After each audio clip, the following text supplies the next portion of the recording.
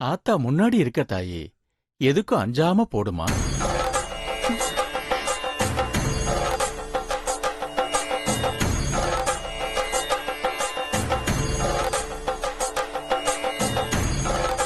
பயப்படாதம்மா, போடு.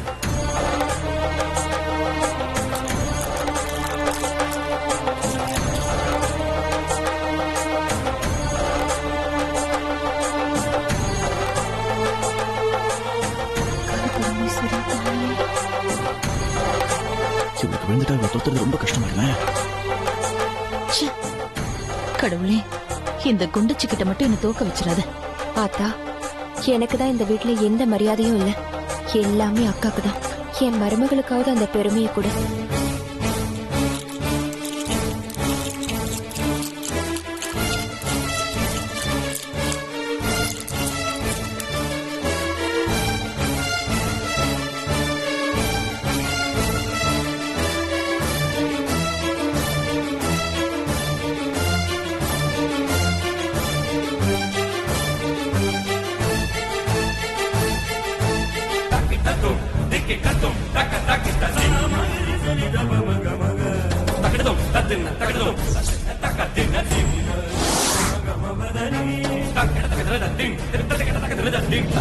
உத்தரவு வந்துருச்சு.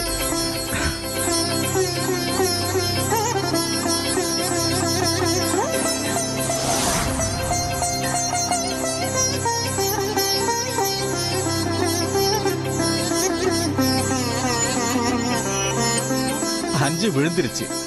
ஆத்தா அங்காள பரமேஸ்வரி நல்ல வழியை காட்டிட்டா. இனிமே இந்த பொண்ணுதான் உங்க வீட்டு குலசாமி. இவ அங்காள பரமேஸ்வரியோட மறுபிறப்பு.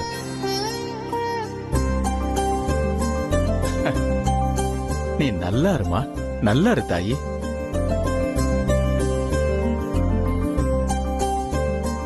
பாரி, இவளாலதான் உங்க குலமே செழிக்க போகுது.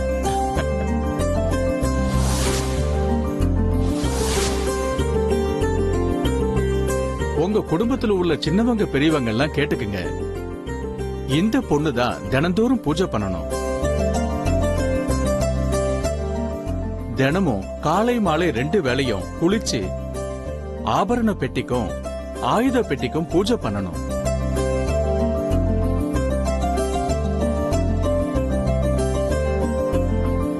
அந்த பொண்ணை தவிர வேற யாரும் அவைகளை தொடக்கூடாது. அப்புறம் தாய், காப்பு கட்டி அம்மனுக்கு பூஜையை ஆரம்பிக்கிறதுல இருந்து 16 நாள் பூஜையை முடிச்சு திருவிழா முடியற வரைக்கும் சுத்தபத்தமா இருக்கணும். கவுச்சு புழங்க கூடாது. எந்த தப்பு தண்டாவும் வீட்ல இருக்கிறவங்க பண்ணக்கூடாது. அதுக்கு பொறுப்பு நீதான். சரிங்கய்யா.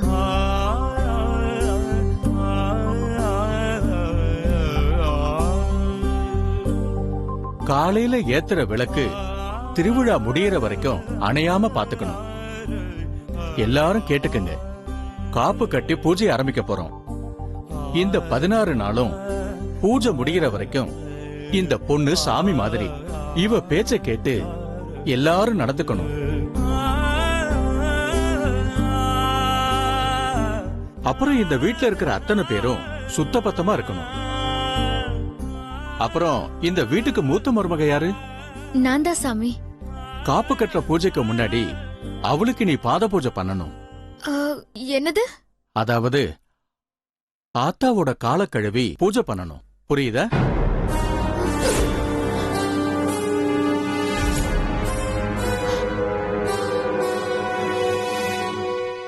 சரி, நல்ல நேரம் முடியறதுக்குள்ள அம்மனுக்கு காப்பு கட்டி பூஜையை ஆரம்பிச்சிடலாம். வாங்க, எல்லாரும் வாங்க.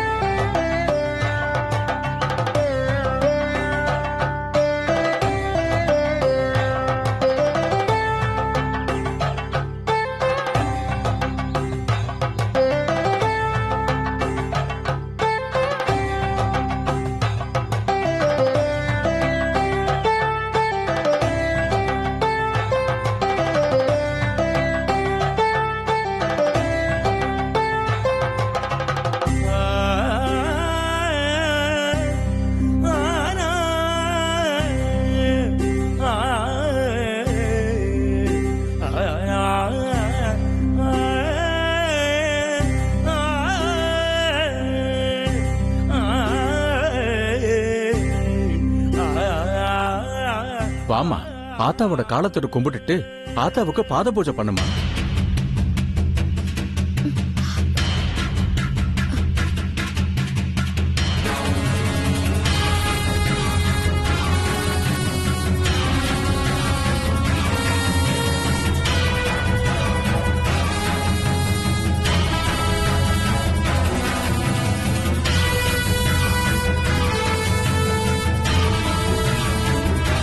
செய்யுமா. ஆ,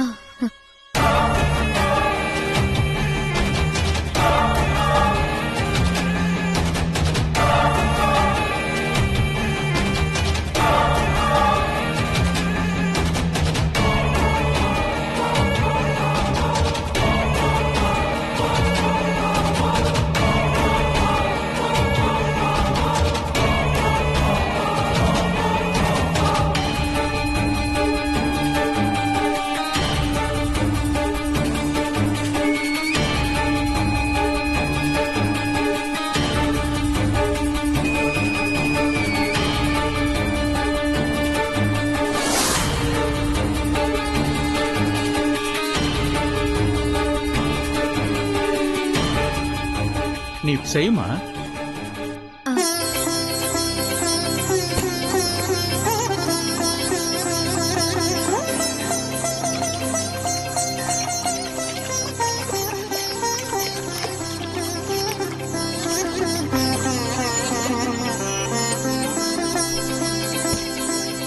மஞ்சள் குங்குமம்லாம் வைமா.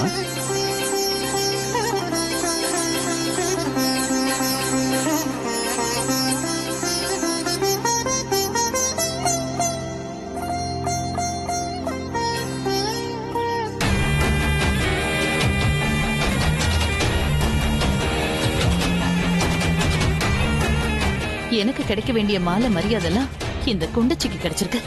என்னால இதை பொறுத்துக்கவே முடியல. இதுவரை எனக்கு தான் இந்த வீட்ல எல்லா மரியாதையும் கிடைச்சிட்டு இருந்துச்சு.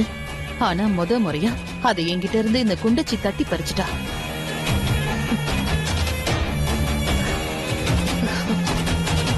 இந்த மங்கைக்கு எவ்வளவு சந்தோஷம்.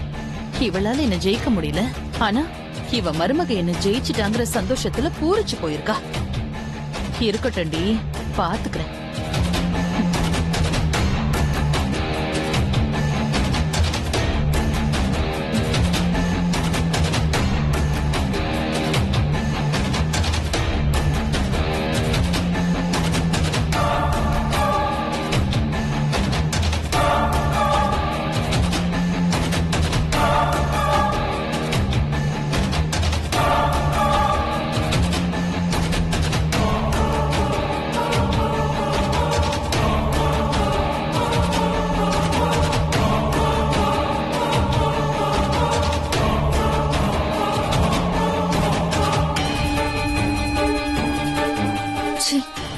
இதை விட அவமானம் நம்ம வாழ்க்கையில இருக்கவே முடியாது.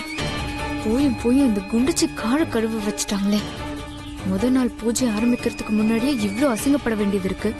இவன் முன்னாடி நின்னு 16 நாள் விரதத்தை நடத்தி இந்த பூஜையை முடிச்சான்னா நாம தான் ரொம்ப அவமானப்படணும். இன்னைக்கு இந்த பூஜையை எப்படியாவது தடுத்து நிறுத்தி அபசகனம் ஆயிடுச்சுன்னு ஆட்டத்தை களைச்சிடணும். இந்த குண்டுச்சிக்கு நடக்கிற மாலை மரியாதையெல்லாம் நம்மளால பாத்துட்டு இருக்க முடியாது.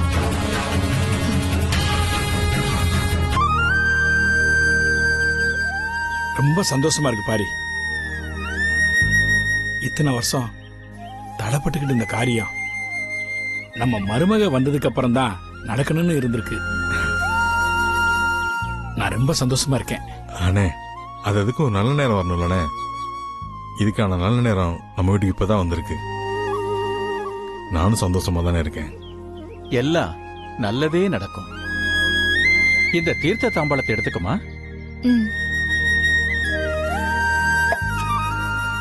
ஆத்தா, உங்க கையால இந்த தீர்த்தத்தை வீடு பூரா தெளிச்சிட்டு வரணும். போங்க.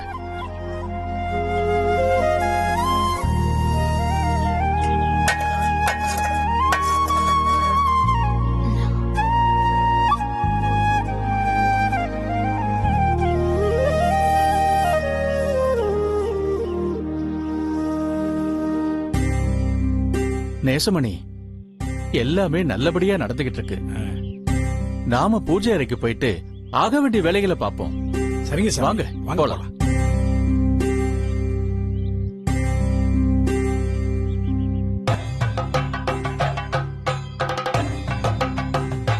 ஆத்தா அம்மனை நல்லா வேண்டிக்கமா. சரிங்கய்யா.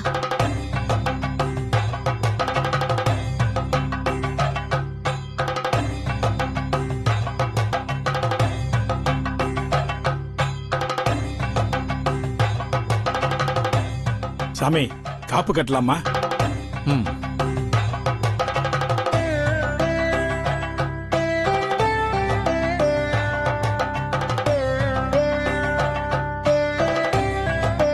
ஆத்தா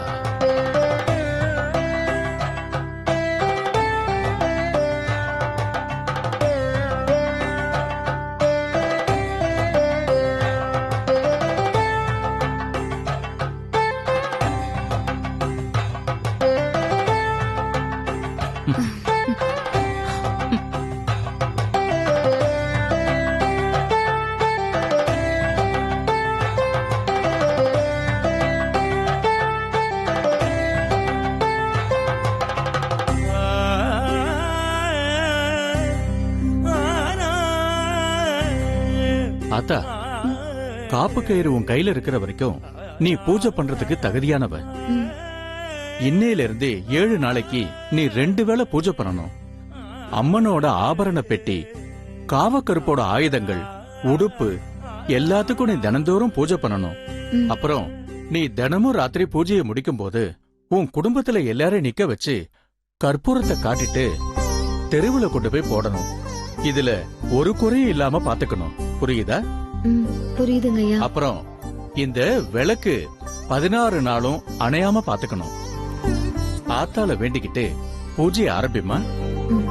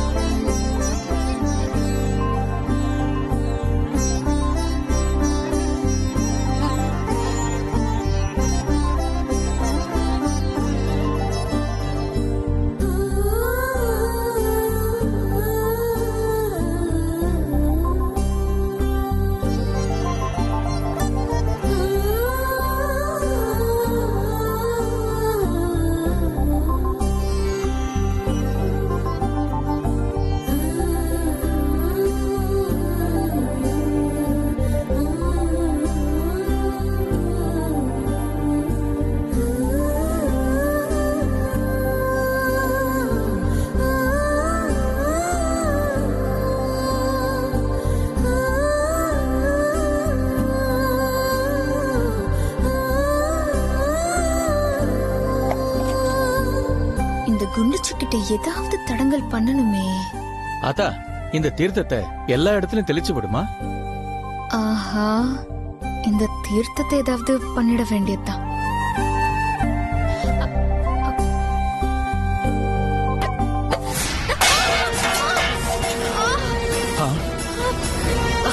கண்மணி, என்னம்மா பூஜை பண்ணும்போது கொஞ்சம் கவனமா இருக்க கூடாதா? ஆத்தா ஒண்ணு இல்லம்மா, நீ தீர்த்தத்தை தெளிமா. சரிங்க. சூழ்நிலை இந்த குண்டுச்சிக்கு சாதகமாவே இருக்கேன். எது பண்ணாலும் தப்பிச்சிடுறா. கால் வர வலிக்குது. தெளிமா.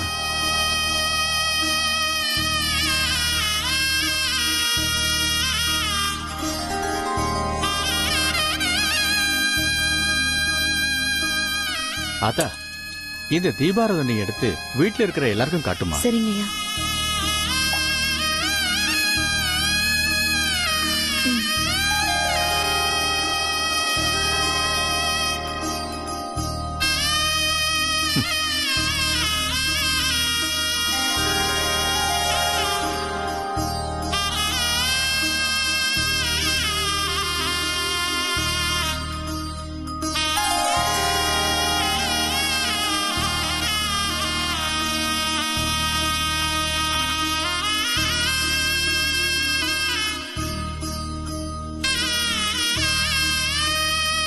இந்த வீட்டுல நீ கொஞ்சம் கொஞ்சமா முக்கியமாயிட்டே வர, உன்னை நீ விட்டு வைக்க கூடாது.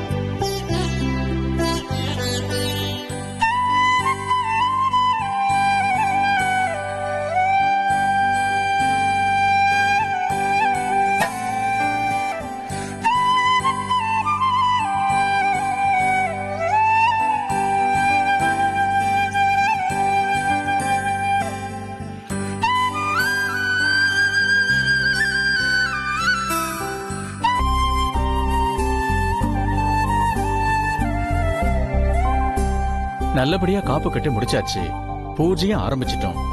புனிதம் கெடாம சுத்தபத்தமா இருந்து பாத்துக்குங்க. சரிங்க சாமி. சரிங்க சாமி. ம்.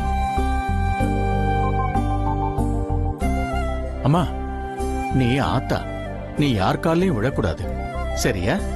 சரிங்க ஐயா. விரதத்தை நல்லபடியா கடைபிடிக்கணும், சரியா? ம். எல்லாருக்கும் போயிட்டு வரேன். வரம்மா, வரேன் வரேன். சரிங்க சாமி, வாங்க. ஆ. ஆ.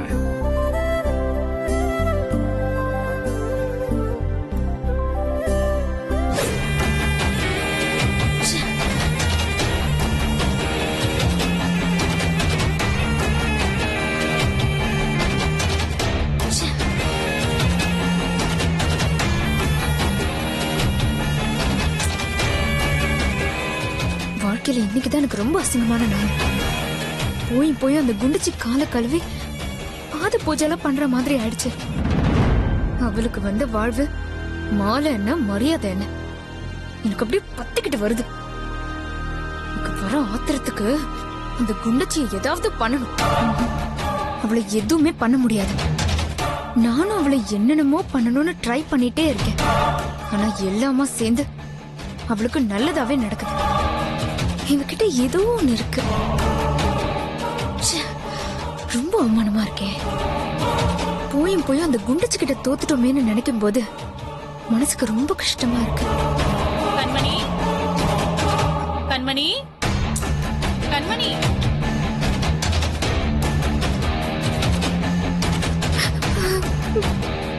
எங்க போனா இவ? கண்மணி, என்னாச்சு? ஏன் அழுதுட்டு இருக்க? ஒன்னும் இல்ல அத்தை. பொய் சொல்லாத. என்ன பிரச்சனை உனக்கு?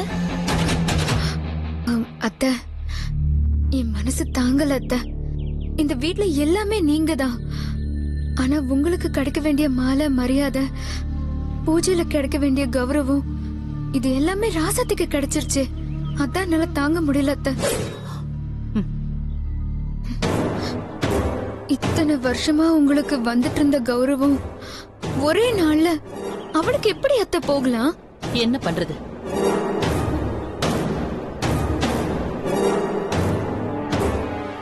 அந்த சோழி எனக்கு விழலையே, அவளுக்கு தானே விழுந்துச்சு.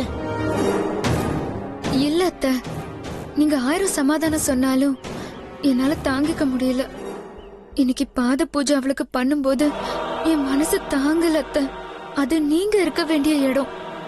அதுவே நான் உங்களுக்கு பண்ணிருந்தா முழு மனசோட சந்தோஷமா பண்ணிருப்பேன்.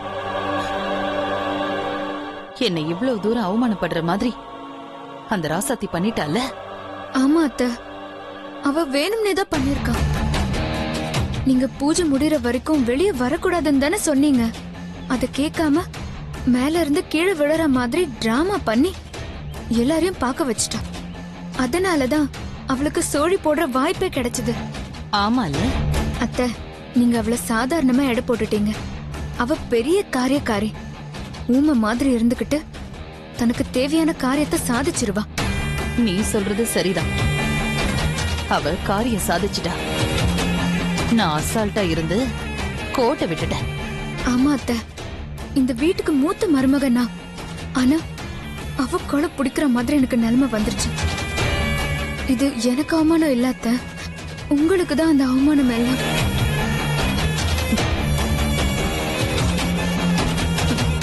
இவளை ஏத்தி விட்டாதான் ராசாத்திய காலி பண்ணுவா. அத்தை, விட்டுடாதீங்க அத்தை. ஒரு தடவை உங்க கௌரவத்தை விட்டு கொடுத்துட்டீங்க, அப்புறம் தொடர்ந்து விட்டு கொடுக்கற மாதிரி ஆயிடும். விட மாட்டேன் கண்மணி.